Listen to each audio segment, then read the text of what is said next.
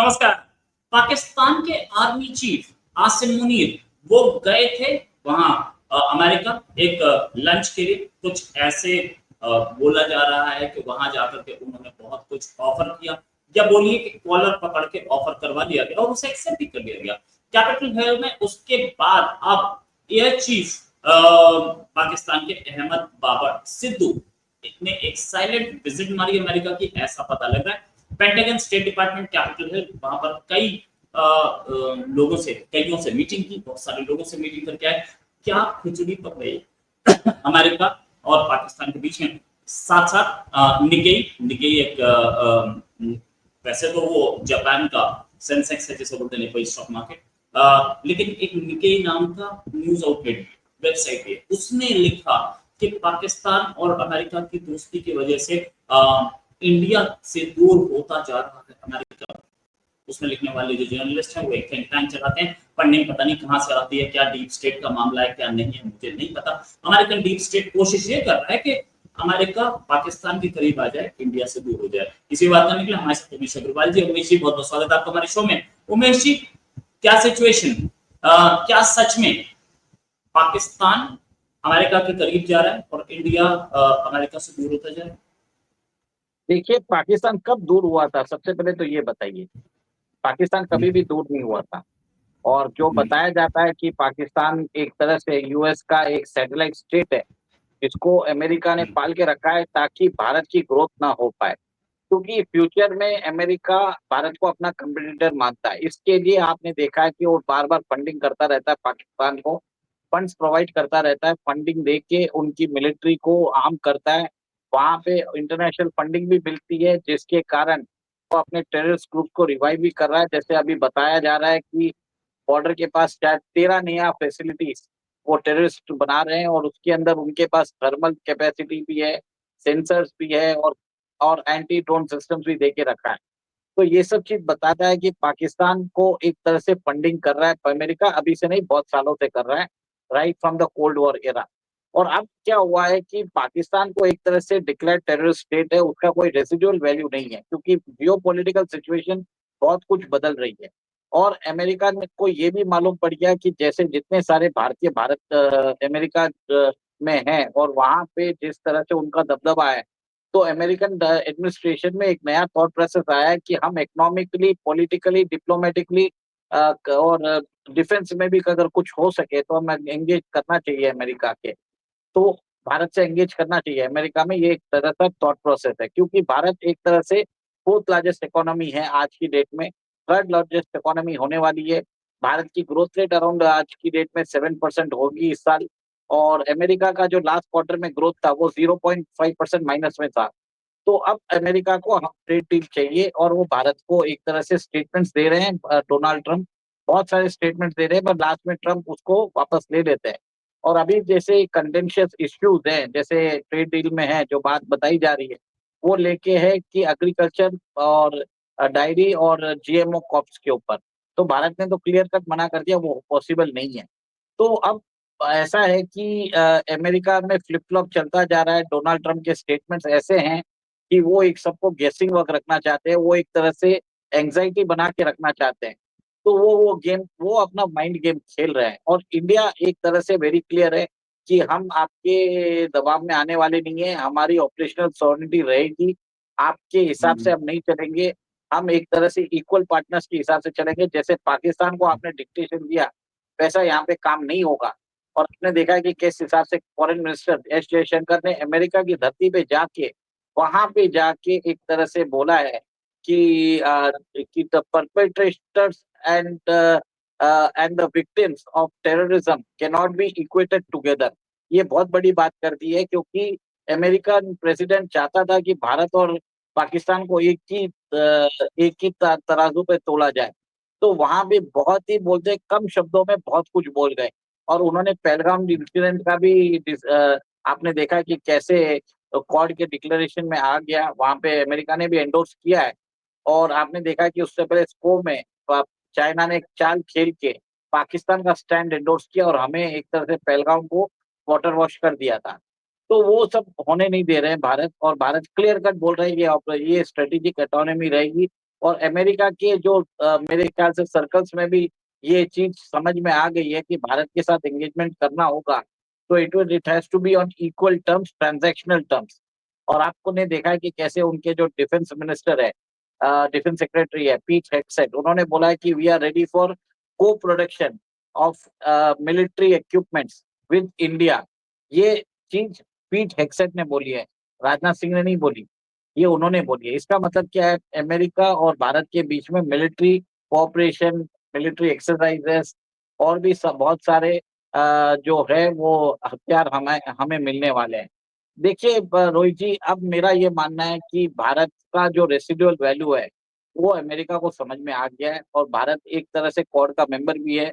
और कल गुआम में आपने देखा है कि कैसे इंडियन कोस्ट गार्ड्स और बाकी क्वाड के कोस्ट गार्ड्स मिले भी थे और उन्होंने एक तरह से इंफॉर्मेशन शेयरिंग भी की है।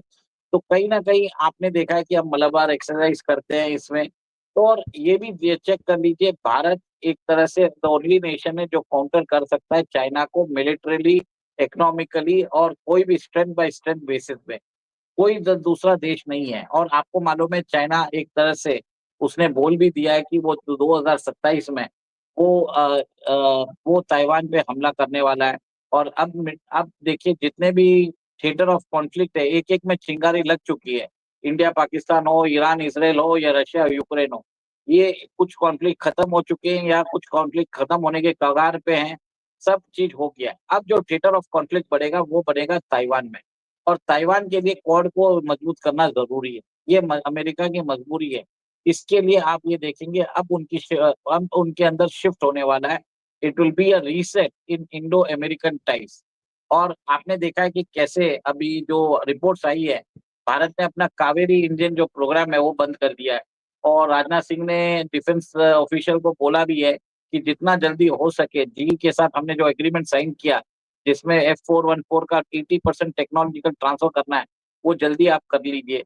और आपने ये भी देखा कि अभी हिंदुस्तान एरोनॉटिक्स लिमिटेड ने जो एडिशनल 40 रेडार्स है तेजस में वो इसराइल की कंपनी से ले रहे हैं, वो भारत के डीआरडीओ से नहीं ले रहे हैं, जिसके ऊपर डीआरडीओ ने आपत्तिजनक आपत्ति भी उठाई है इसके ऊपर।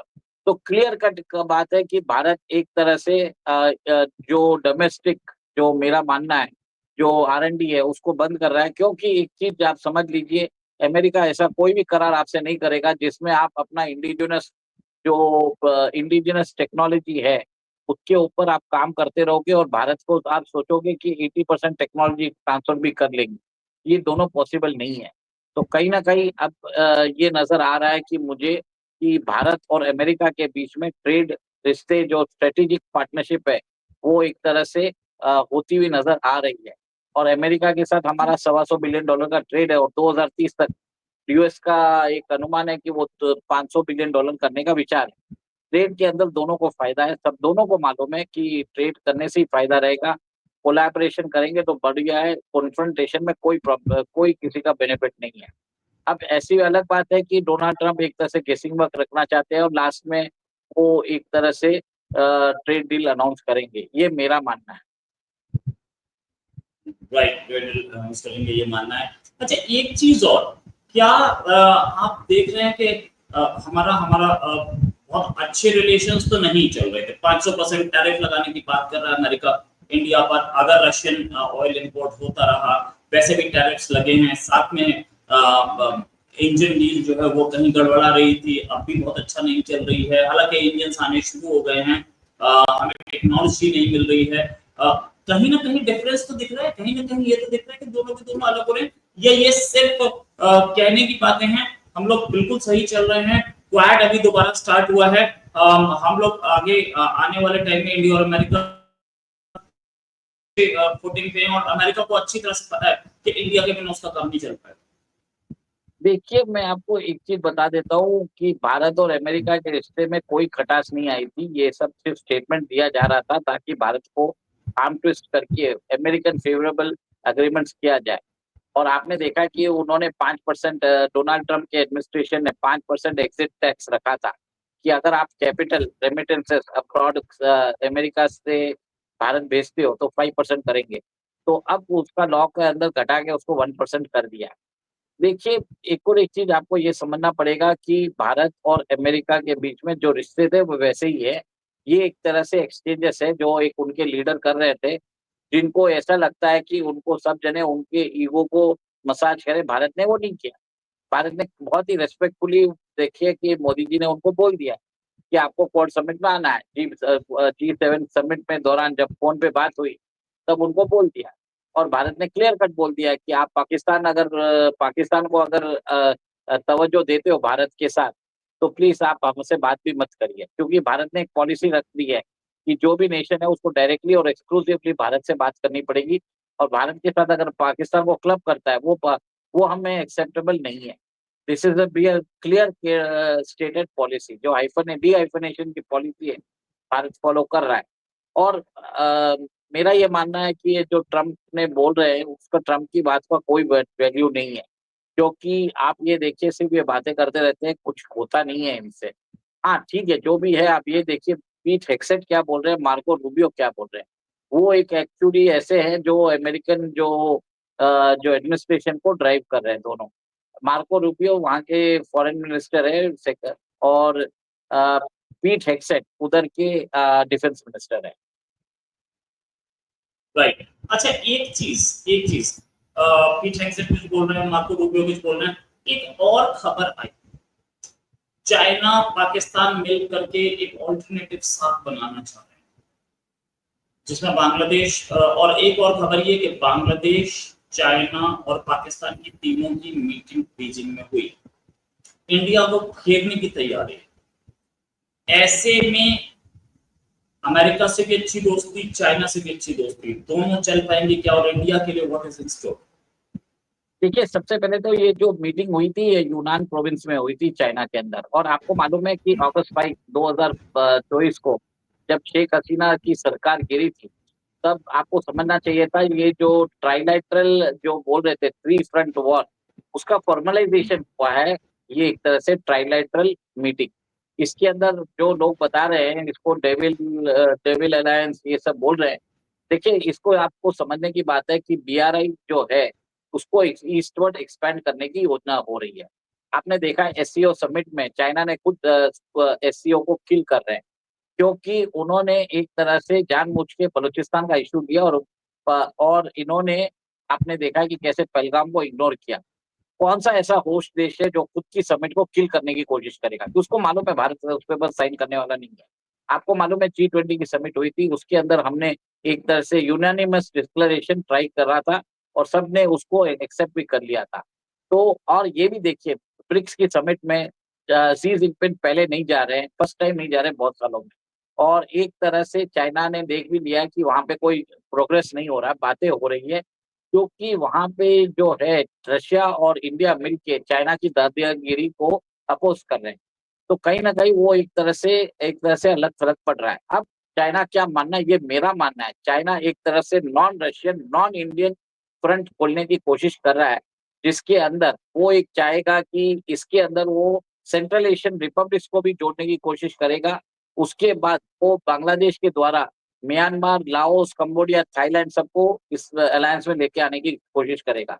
देखिए, आपको मालूम है सार्क जो है वो तो डेड हो चुका है, इंडिया ने बिम्स्टेक चालू किया, ये बिम्स्टेक को भी राइवल करेगा, और एक तरह से इंडिया का इंडियन ओशन रीजन में इंडिया का इन्फ्लुएंस कम करने के लिए ये अलायंस चाइना एक तरह से बनाने की कोशिश कर रहा है।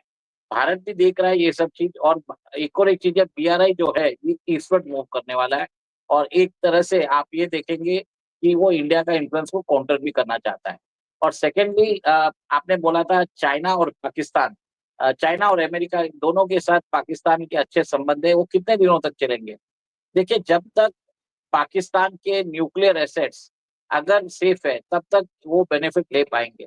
जिस दिन अमेरिका को लगा कि पाकिस्तान के न्यूक्लियर एसेट सेफ नहीं है, उस दिन आप देखेंगे वो भारत का यूज करेगा, और इसराइल को भी अपने तरफ करके पाकिस्तान के अंदर वो मुहिम चलाएगा कि उनके न्यूक्लियर एसेट सिक्योर करके उनको डीन्यूक्लियराइज कर दे। और आपको मालूम है इसराइल ने तो बोल ही दिया कि आफ्टर ईरान पाकिस्तान का नंबर है। तो कहीं ना कहीं फ्यूचर में मेरे हिसाब से एक पॉसिबल, मेरा मानना है, इसराइल, इंडिया और अमेरिका का अलायंस हो सकता है टू डीन्यूक्लियराइज पाकिस्तान, क्योंकि एक तरह से इट हैज बिकम वो एक सरदर्द बन चुका है लोगों के लिए। बिल्कुल सही सरदर्द बन चुके लोगों के लिए। Thanks a lot Umesh ji for joining. जल्दी एक डिस्कशन और करेंगे, अभी के लिए नमस्कार, धन्यवाद, जय हिंद। जय श्री राम।